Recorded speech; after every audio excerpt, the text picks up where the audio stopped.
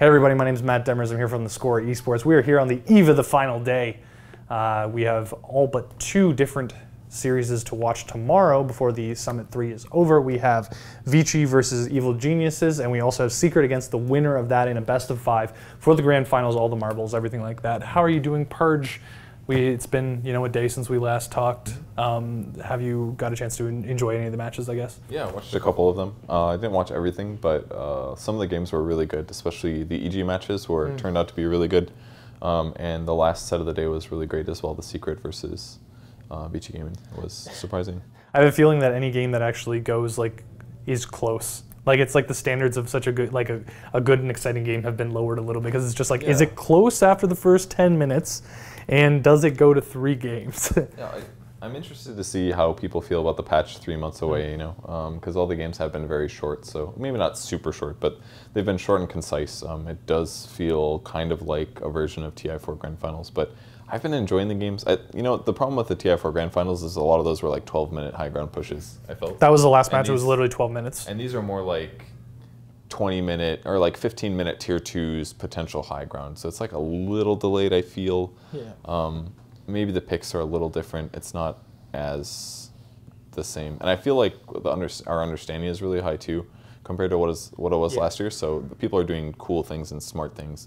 So it's like I'm appreciating the tactical things that are happening a little bit more than while the game's over because they got 4 successful games. So yeah, I guess the differing standards of what makes a good game, right? Instead of being able to say, okay, well, you have to be able to appreciate saying they're playing a really smart game, they're capitalizing on all their advantages, and they're farming really efficiently and that kind of stuff. But that doesn't always make for a traditionally exciting game where it's oh, here's all these back and fight team fights and a stolen Roche and a base race. We did see a base race. I want to say it was the LGD. It was one of the first games of the day. I saw that one. It was they were losing so bad, so they went mid and they tried to base race, but they were going to lose. But oh, that was the one with the Spirit Breaker. It was the ICSI Spirit Breaker, and it was stalling them with four-man he did a really good job. 4-man bashes. I think I casted that set. I think so.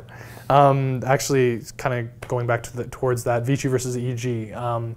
Two teams that have been surging. I wouldn't say surging. Vici obviously got handed their first ever losses in the entire tournament today, but EG didn't really have a very good first day of the tournament. I had a chance to talk to PPD earlier, and he just says that they do a really good job of adapting. So after being able to watch 3 games of Vici in varying different circumstances of doing well, not doing well, kind of fighting and scrapping and kind of thing, do you think that they've had enough time to kind of discern why Vici is such a dominant team? I think Vici adapts really well as well, and I think that's the main reason they're so good. They also have really high individual skill. They change up their hero picks a lot depending on what other people are picking. So, I mean, we even saw them play Timbersaw in the last game. It didn't really work out, but it's a good hero against Bristol, so they're trying out things that they think are going to be useful. So I feel like they're not afraid to experiment and to do counter picks and stuff. FY's been playing fantastic on Bounty Hunters, just creating tons of space. He's been doing a really good job at that. A lot of really high level decision making from him. So I don't know. I feel like they're also adjusting very well. So maybe it'll make for a weird game because both teams are trying to adjust or something. I'm not sure. Do you have a pick of who you think is going to win?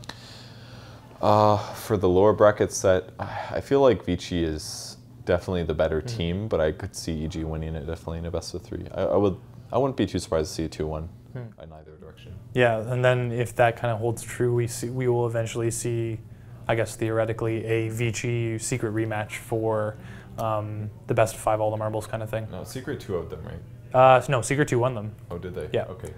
So basically, I don't know. Vici ran over them for game 1 with a. It was again with the Bounty Hunter. It basically just completely neutered the Chen in the early game, and then it was just kind of over from there. Bristleback. I think that was the game with the Abaddon. No, that was EG. That was an EG game. Yeah, that was EG. That was EG versus Secret, I believe. So pretty much, it's we're seeing 2 very strong teams, and they've represented varying levels of strong at different parts of the tournament. I guess like we said, Vici didn't lose until today, until Secret beat them in game, I believe, 2, and then Secret doing a very good job all the way through the tournament. So. The interesting thing that I'm thinking is that Vici haven't played EG so far this tournament. Okay. So do you think that kind of factors into throws a little bit of a wrench in their plans? Possibly, because a lot of Vici's games have been 2-0, so it's not really the best examples for them. And I mean, I heard some players talking about this the first day. They were like, is the tournament's kind of flawed because if Vici plays against Rave the first day, and if Cloud9 or whoever was talking about, if they don't respect Rave, then they're saying, well, then they get free games, you know, to not reveal strats and stuff. So I feel like Vici is one more convincing, so maybe they haven't necessarily revealed strats. But again, it's a lot of reactions, like they're picking Bounty Hunter to deal with the Chen. Maybe they'll watch the positioning of the Bounty Hunter or something and be able to deal with it that way. Well, and even better, it's like the other team might just ban Bounty Hunter even if they have no intention of playing it. I think that might have happened in one of the last games today. I think talking that the Bounty got banned, banned Bounty, pick Chen, and then you don't have to worry with that counter. So, good times. I think, to be honest, I really enjoy Vici, so I'm really hoping that they kind of like bounce back. And to be honest, a 5-game series would be nice if it wasn't just a straight 3-0. You know, going from the 2-0 one-sidedness to the 3-0 one-sidedness, just add one more game on there. But hopefully we can see, you know, something a little bit more competitive. It'd be very ironic to see like after a tournament full of 2-0s, you know, a 5-game back and forth, like really reverse sweep or something like that. That'd be pretty sick. I'm happy with the patch, though. I've honestly enjoyed the game, so maybe that's just because of the tournament atmosphere, but I think we've seen a lot of good games.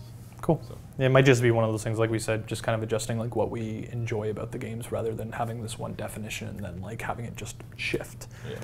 Yeah, so I think that's just all we really have for today. Tomorrow, like we said, we're probably going to be doing like a little bit of a wrap up of the entire tournament, but actually today, rather, you'll be watching this today. Thank you for watching, really appreciate it.